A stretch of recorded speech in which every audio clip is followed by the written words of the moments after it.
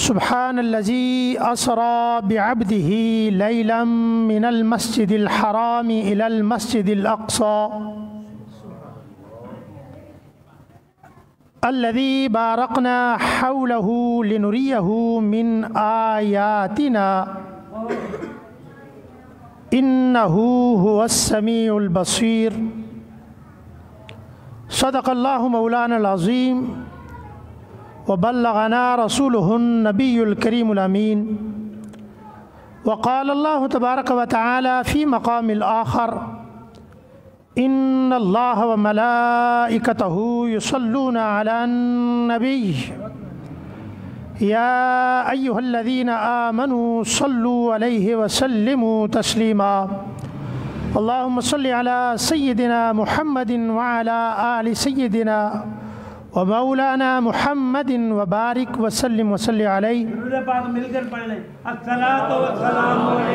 یا رسول اللہ واصحابک یا سیدی یا حبیب اللہ یا نبی اللہ وعلی آلک وصحابک یا حبیب اللہ۔ انتہائی مختصر حدثنا کے بعد میرے نہایت قابل احترام بزرگوں، دوستوں اور سنیت کا درد رکھنے والے میرے نوجوان ساتھیوں، یہ ہماری خوش نصیبی اور خوش بختی ہے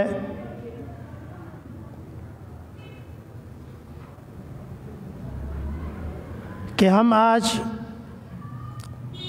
حضور نبی کریم رؤوف الرحیم صلی اللہ تعالیٰ علیہ وآلہ وسلم کے ایک عظیم معجزے کہ جس ایک معجزے کے اندر میرے حضور کے ہزاروں معجزات معجزن ہیں،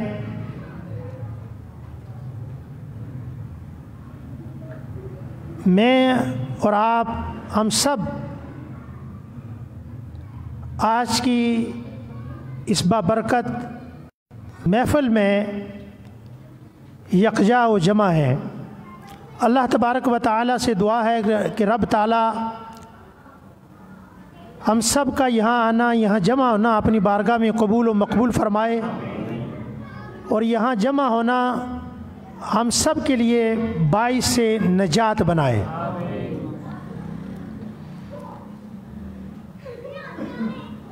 حضرات محترم،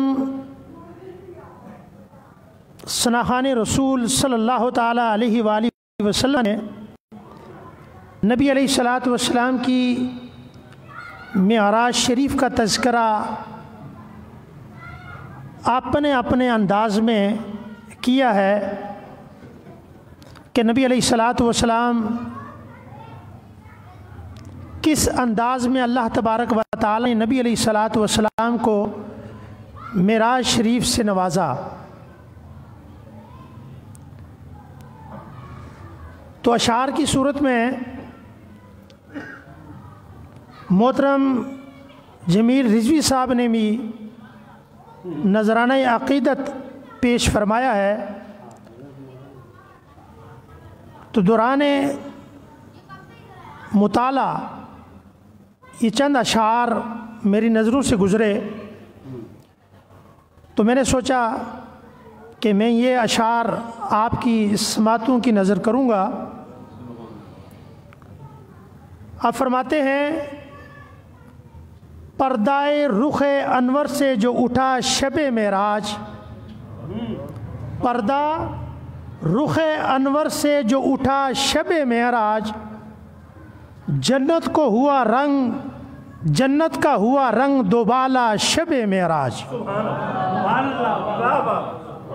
جنت کا ہوا رنگ دوبالا شب معراج۔ پردہ رخ انور سے جو اٹھا شب معراج، جنت کا ہوا رنگ دوبالا شب معراج۔ اے رحمت عالم تیری رحمت کے تصدق، اے رحمت عالم تیری رحمت کے تصدق ہر ایک نے پایا تیرا صدقہ شب معراج۔ جس وقت چلی شاہ مدینہ کی سواری، جس وقت چلی شاہ مدینہ کی سواری، سجدے میں جھکا عرش معلا شب معراج۔ سجدے میں جھکا عرش معلا شب معراج۔ یہ شان جلالت، یہ شان جلالت کے نہایتی ادب سے، یہ شان جلالت کے نہایتی ادب سے جبریل نے آقا کو جگایا شب معراج۔ دولہا تھے محمد صلی اللہ تعالیٰ علیہ وسلم، دولہا تھے محمد تو براتی تھے فرشتے، دولہا تھے محمد تو براتی تھے فرشتے، اس شان سے پہنچے میرے مولا شب معراج۔ اس شان سے پہنچے میرے مولا شب معراج۔ اور ممکن ہی نہیں عقل دو عالم کی رسائی، ممکن ہی نہیں عقل دو عالم کی رسائی، ایسا دیا اللہ نے رتبہ شب معراج۔ اور اس میں سے جمیل رضوی کو بھی عطا ہو، اس میں سے ہم سب کو بھی عطا ہو، اس میں سے بھی جمیل رضوی کو بھی عطا ہو، رحمت کا بٹا خاص جو حصہ شب معراج، رحمت کا جو بٹا خاص جو حصہ شب معراج۔ تو حضرات محترم، اب آئیے اس آیہ کریمہ کی طرف جو آپ نے دوران خطبہ سماعت فرمائی۔ اللہ تبارک و تعالیٰ نے قرآن مجید فرقان حمید میں یہ ارشاد فرمایا، سبحان الذی اسریٰ بعبدہ لیلا من المسجد الحرام الی المسجد الاقصی الذی بارکنا حولہ لنریہ من آیاتنا انہ هو السمیع البصیر۔ آپ نے نہایتی توجہ کے ساتھ جو میں نے چند باتیں آپ کی حضور گزار کرنی ہے وہ سماعت فرمانی ہے، اتنا لمبا چوڑا بیان نہیں ہوگا، اور میری کوشش ہوگی کہ مختصر وقت میں جو باتیں بیان کروں وہ اللہ کرے وہ آپ کی سمجھ میں آ جائیں۔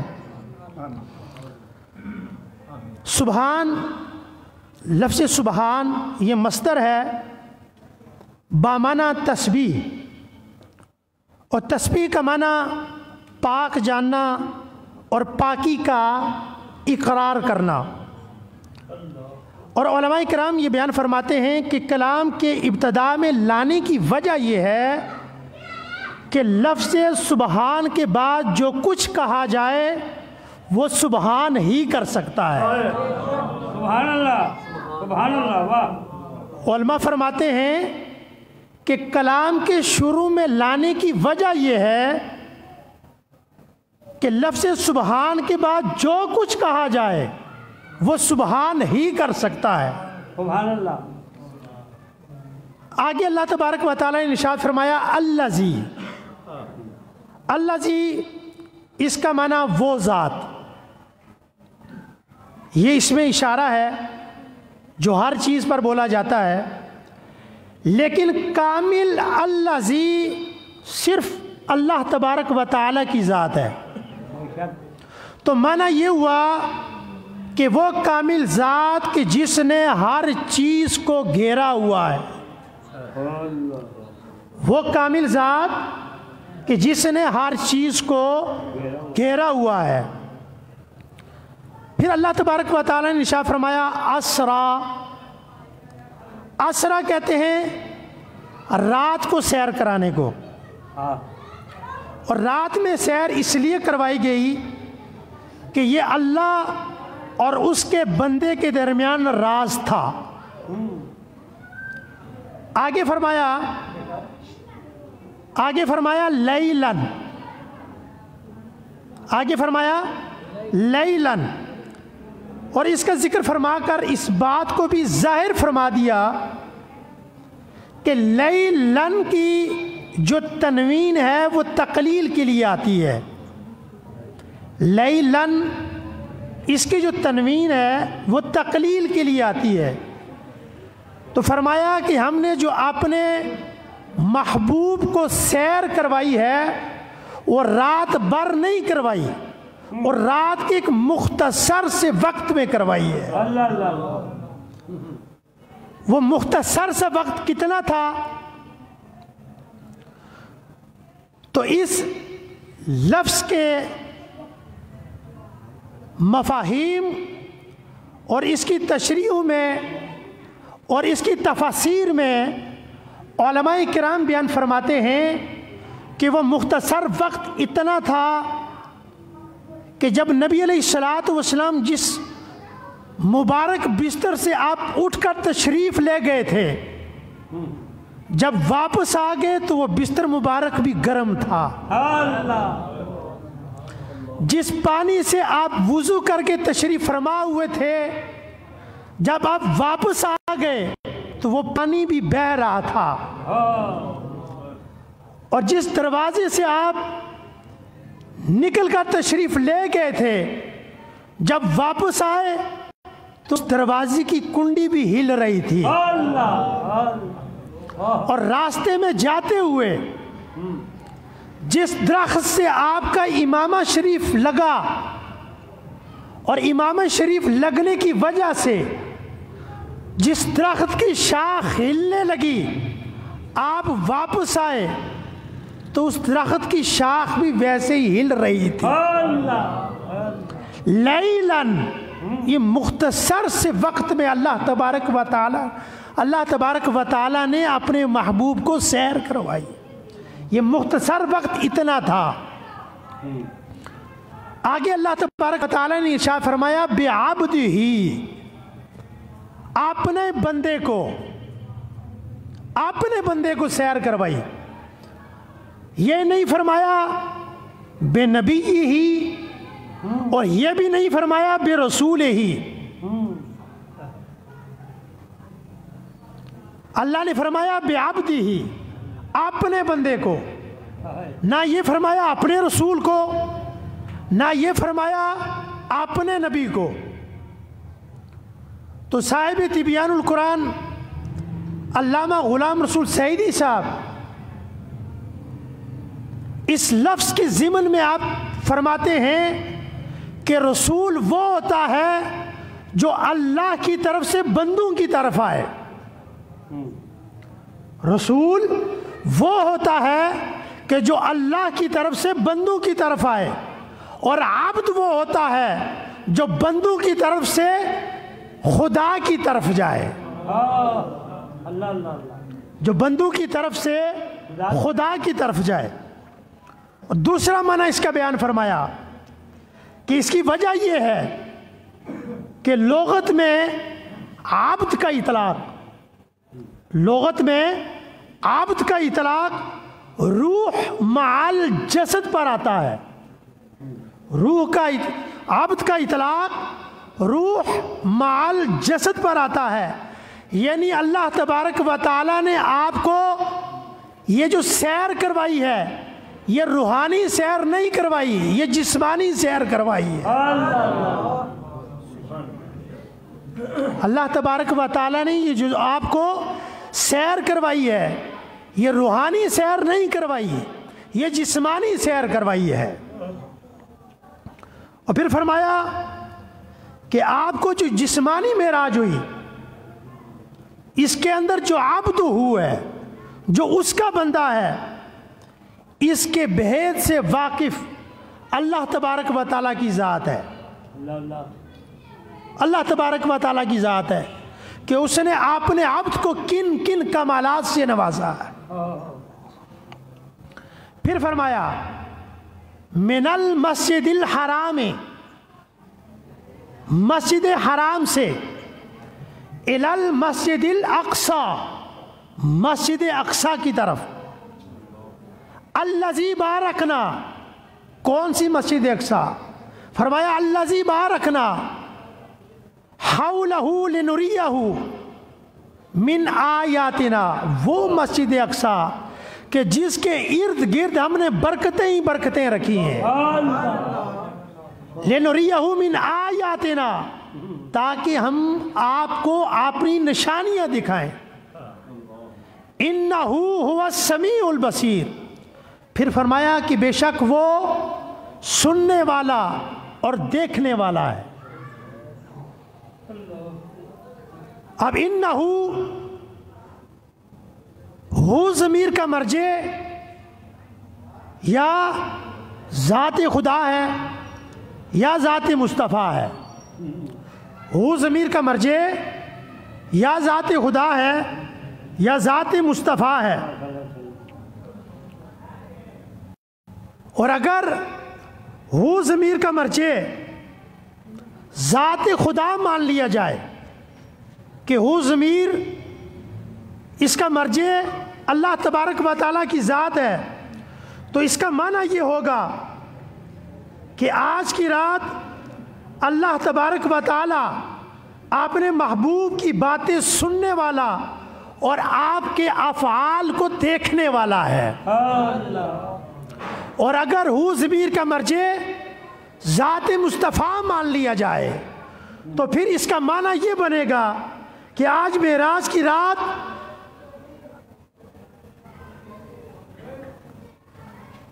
नबी अलैहिस्सलातु वस्सलाम अल्लाह तबारक व तआला का कलाम सुनने वाले हैं और बिला हिजाब आपका दीदार करने वाले हैं। आज मेराज की रात नबी अलैहिस्सलातु वस्सलाम बिला वास्ता, आज मेराज की रात नबी अलैहिस्सलातु वस्सलाम बिला वास्ता आपने रब का कलाम सुनने वाले हैं और बिला हिजाब आपने रब का दीदार कर रहे हैं। फिर इसका माना ये होगा। अब अजीज़ान मन, ये इस आयत करीमा का तर्जमा था जो मैंने आपके सामने बयान फरमाया। अब मुख्तसरन चंद एक अहवाल इसी आयत करीमा की रोशनी में कि मेराज की रात को नबी अलैहिस्सलातु वस्सलाम कहाँ तशरीफ़ फरमा थे, तो इस बारे में दो रवायात हैं। पहली रवायत कि नबी अलैहिस्सलातु वस्सलाम हतीम के अंदर तशरीफ़ फरमा थे, और एक रवायत में आता है कि नबी अलैहिस्सलातु वस्सलाम मेराज शरीफ की रात को हज़रत उम्मे हानी रज़ी अल्लाह ताला अन्हा के घर तशरीफ़ फरमा थे, जो आपकी चचाज़ाद बहन है। ये दो रवायात हैं कि मेराज की रात को नबी अलैहिस्सलातु वस्सलाम हतीम के अंदर तशरीफ़ फरमा थे, और दूसरी रवायत में हज़रत उम्मे हानी के घर में तशरीफ़ फरमा थे। और उलमाए किराम बयान फरमाते हैं कि ज़्यादा कवी और मुदल्लल जो रवायत है वो ये है कि नबी अलैहिस्सलातु वस्सलाम मेराज की रात को हज़रत उम्मे हानी रज़ी अल्लाह ताला अन्हा के घर तशरीफ़ फरमा थे। बिस्तर बिछा हुआ था घर में, बिस्तर तो घर में ही होता ना। और अल्लाह तबारक व तआला ने हज़रत जिब्रील अमीन को हुक्म दिया कि नबी अलैहिस्सलातु वस्सलाम की बारगाह में हाज़िर हो जाएं और नबी अलैहिस्सलातु वस्सलाम से अर्ज़ गुज़ार हूँ कि आज की रात आपका रब आपके दीदार का मुश्ताक है। नबी अलैहिस्सलातु वस्सलाम की बारगाह में तशरीफ़ ले जाएं और मेरे महबूब से कहें कि आपका रब आपके दीदार का मुश्ताक है। अब जिब्रील अमीन नबी अलैहिस्सलातु वस्सलाम की बारगाह में तशरीफ़ फरमा हुए, तो जिब्रील अमीन ने देखा कि नबी अलैहिस्सलातु वस्सलाम महवे ख्वाब हैं, आप आराम फरमा रहे हैं। तो जिब्रील अमीन दोबारा अल्लाह तबारक व तआला की हुजूर हाजिर हुए और अर्ज़ करने लगे कि या बारी ताला, तेरा महबूब आराम फरमा रहा है, तेरा महबूब محو خواب ہے، یا اللہ تیرے محبوب کو کس طرح بیدار کروں، تیرے محبوب کو کس طرح بیدار کروں؟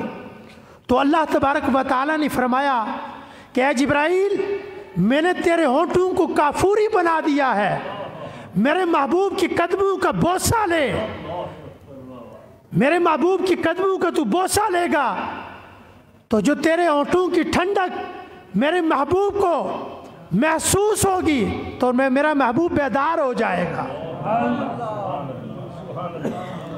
تو جبرائیل امین نے نبی علیہ السلام کی قدموں کا بوسہ لیا، نبی علیہ السلام بیدار ہوئے۔ تو جبرائیل امین نے یہ مجدہ سنایا کہ یا نبی اللہ آج کی رات آپ کا رب آپ کی دیدار کا مشتاق ہے۔ تو عزیزان من یہاں اس بات کو مختصر کر دی جاتا ہوں۔ تو المختصر جبرائیل امین براق کو لے کر نبی علیہ السلام کی بارگاہ میں حاضر ہوئے۔ تو جب نبی علیہ السلام کی سواری کے لیے براق آ گیا، تیاری مکمل ہو گئی، تو نبی علیہ السلام سے فرمانے لگے جبرائیل امین کہ یا نبی اللہ آپ اس براق پر سوار جائیے۔ تو وہ خوشی سے سرشار وہ براق وہ اچھلنے لگا، تو ظاہر ہے جب وہ براق اچھلنے لگا تو اس پر سوار ہونے میں دشواری پیش آئی۔ تو جبرائیل امین نے فرمایا کیا براق تجھے معلوم ہے کہ تیری پشت پر نبیوں کے سردار سوار ہو رہے ہیں اور تو اچھل رہا ہے؟ تو جبرائیل امین نے جب یہ فرمایا تو علماء کرام فرماتے ہیں کہ براق کا یہ سننا تھا، تو وہ براق پسینے سے شرابور ہو گیا، پسینہ ہو گیا اور ایک جگہ پر رک گیا۔ اور پھر نبی علیہ السلام اس براق پر سوار ہوئے۔ اب آپ کی سفر کا آغاز ہوا، اب رات کا اندھیرا ہے، ہو کا عالم ہے۔ تو نبی علیہ السلام اس براق پر سوار ہیں۔ اس براق کی رفتار کا عالم یہ ہے منتہائے نظر، جہاں پر اس کی نظر پڑتی ہے وہاں پر اس کا قدم پڑتا ہے، جہاں پر اس کی نظر پڑتی ہے وہاں پر اس کا قدم پڑتا ہے۔ تو گویا یوں سمجھ لیجئے کہ اس کا ایک قدم مسجد حرام میں ہے تو دوسرا قدم مسجد اقصی میں ہے،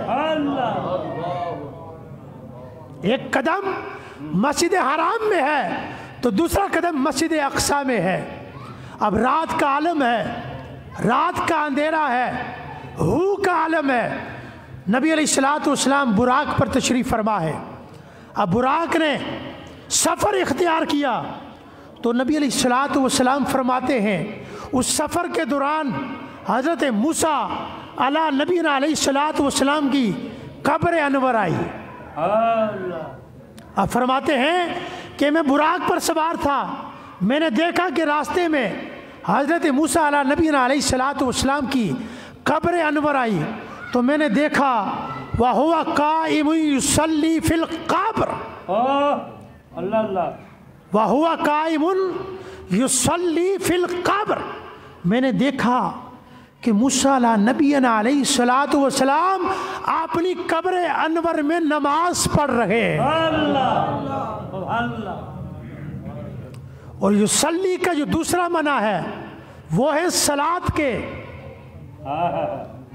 یصلی کے جو دوسرے معنی ہیں وہ ہے صلاۃ کے۔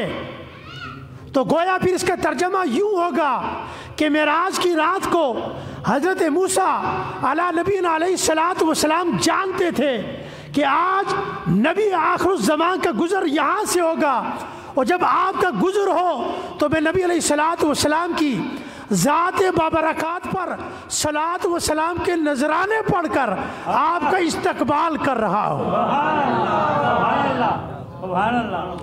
تو پھر اس کا ترجمہ یہ ہوا وَهُوَ قَائِمٌ يُصَلِّي فِي الْقَبْرِ، جب نبی علیہ الصلوۃ والسلام کا گزر موسیٰ علیہ نبی علیہ الصلوۃ والسلام کی قبر انور سے ہوا تو موسیٰ علیہ نبی علیہ الصلوۃ والسلام آپ کی ذات بابرکات پر ہدیہ سلام کے پھول نچھاور کر رہے تھے۔ اب حضرات محترم، نبی علیہ الصلوۃ والسلام کی سواری بیت المقدس مسجد اقصی پہنچی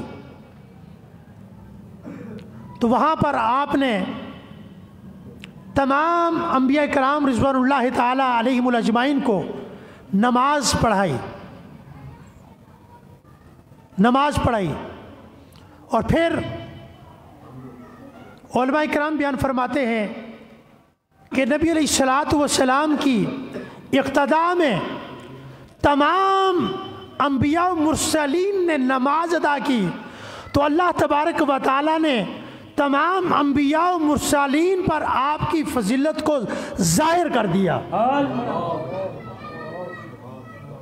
تمام انبیاء پر آپ کی فضیلت کو ظاہر کر دیا۔ اب یہاں پر ایک نکتے کی بات میں سمجھا دوں کہ آپ سب یہاں پہ موجود ہیں اور میں یہاں امام ہوں اور نماز کا ٹائم ہو جائے یا کوئی بھی نماز ہے، ہم نے یہاں نماز ادا کرنی ہے، تو جب نماز کا وقت ہو جائے تو میں یہاں امام ہوں، میرا کام ہے، نماز کا وقت ہو جائے گا، میں مصلی پہ چلا جاؤں گا، آپ صفے باندھیں گے تو میں آپ کو نماز پڑھا دوں گا، اور میں آپ کو نماز پڑھا دوں تو یہ کوئی کمال کی بات نہیں، یہ کوئی کمال کی بات نہیں۔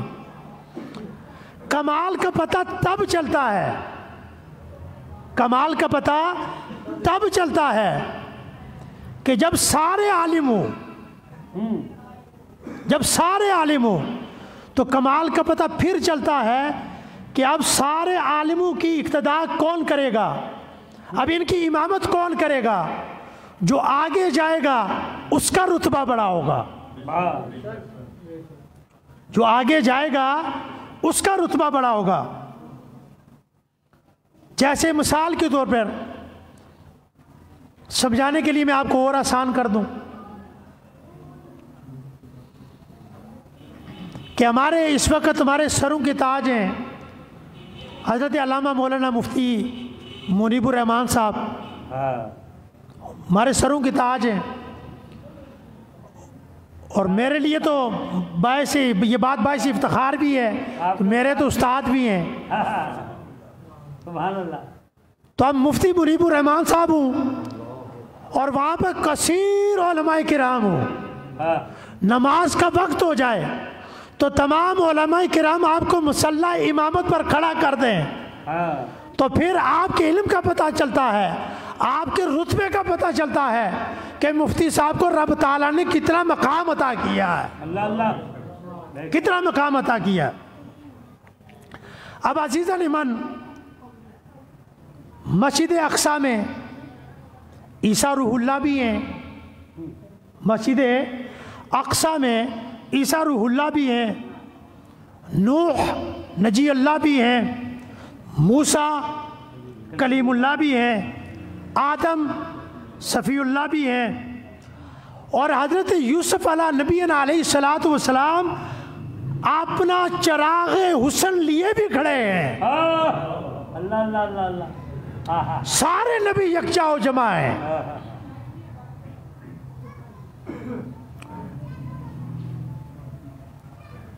اب میں نے آپ کو سمجھا دیا عالموں کی مثال دے کر کہ مرتبے کا اور علم کا پتہ تب چلتا ہے جو آگے ہو، وہ رتبے میں بڑا ہے، اور یہاں تمام انبیاء کرام موجود ہیں۔ تو حضرت جبرائیل امین نے نبی علیہ الصلوۃ والسلام کو مصلی امامت پر کھڑا کر کے یہ بتلا دیا کہ آج مسلح امامت پر آپ کھڑے ہیں اور رتبے کے لحاظ سے آپ تمام انبیاء و مرسلین سے افضل و اعلیٰ ہیں.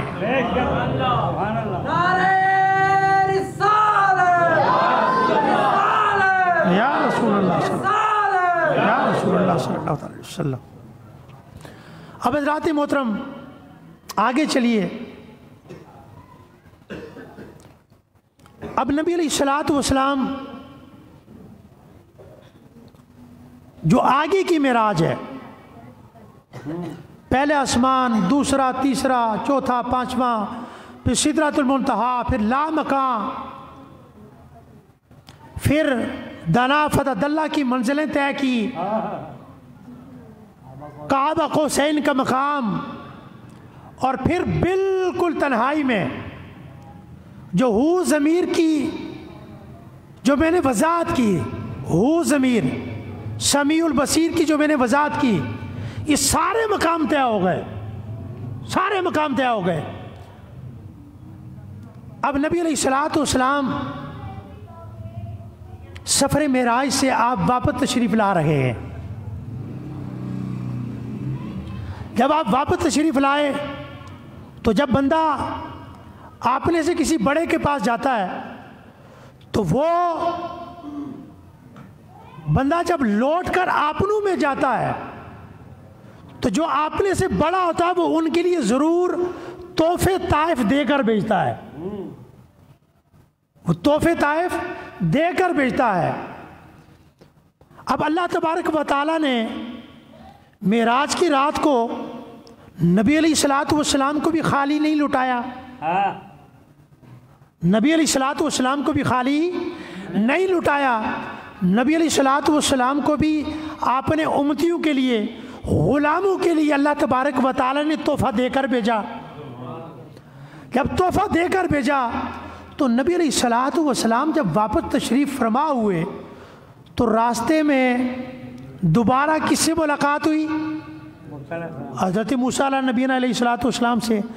جاتے ہوئے قبر انور میں بھی، مسجد اقصیٰ میں بھی، چوتھے آسمان پر بھی، اور پھر معراج شریف سے تشریف فرما ہے، اور راستے میں بھی.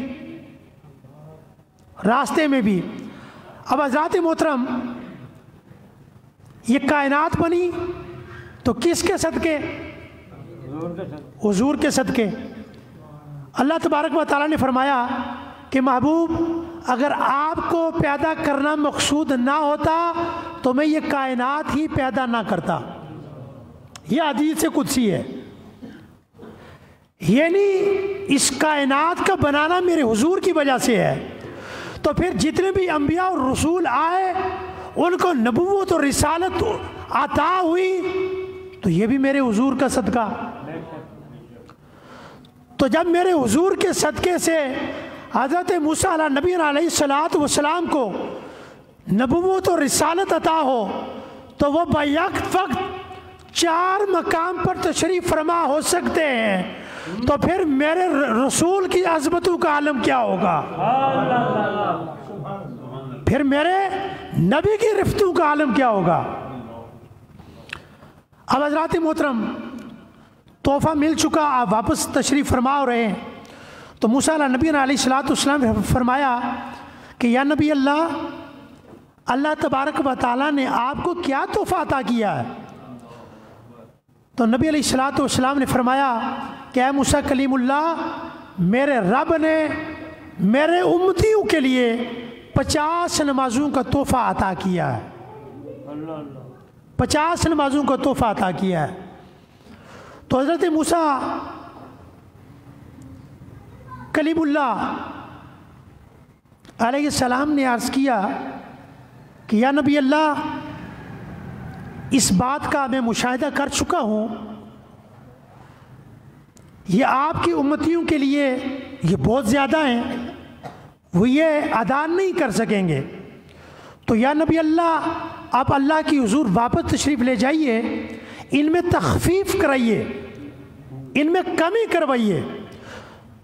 تو المختصر نبی علیہ الصلوۃ والسلام واپس تشریف لے گئے اور نبی علیہ الصلوۃ والسلام جب واپس تشریف لے گئے تو اللہ تبارک و تعالیٰ نے 5 نمازیں کم کر دی۔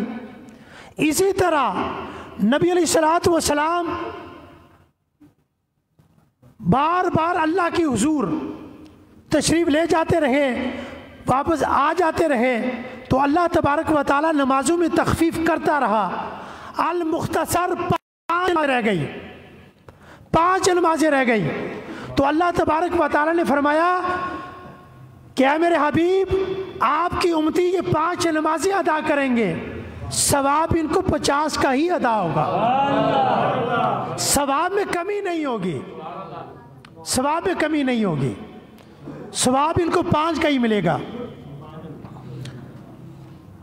اب آتے ہیں عزیزاً من اختتام کی طرف۔ میں نے تو کہا تھا انتہائی مختصر سے وقت میں، تو کب آدھا گھنٹہ ہو گیا ہے۔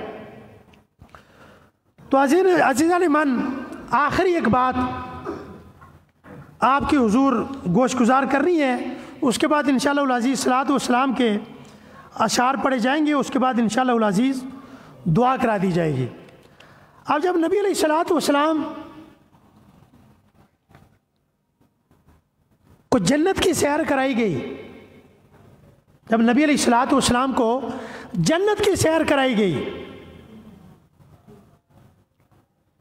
تو نبی علیہ الصلوۃ والسلام جب جنت کی سیر کر رہے تھے تو نبی علیہ الصلوۃ والسلام نے حضرت بلال رضی اللہ تعالی عنہ کے قدموں کی آہٹ کو آپ نے آگے سماعت کیا۔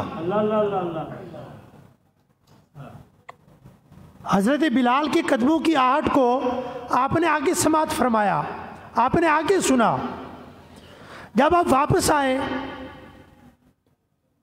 تو نبی علیہ الصلوۃ والسلام نے فرمایا، یہ حدیث مبارکہ ہے، حضرت انس رضی اللہ تعالیٰ عنہ سے روایت ہے، تو نبی علیہ الصلوۃ والسلام نے فرمایا کہ بلال ایسا کون سا عمل کرتے ہو،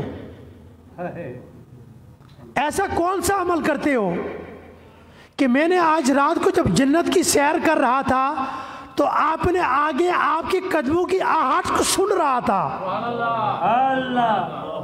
ایسا کون سا عمل کرتے ہو؟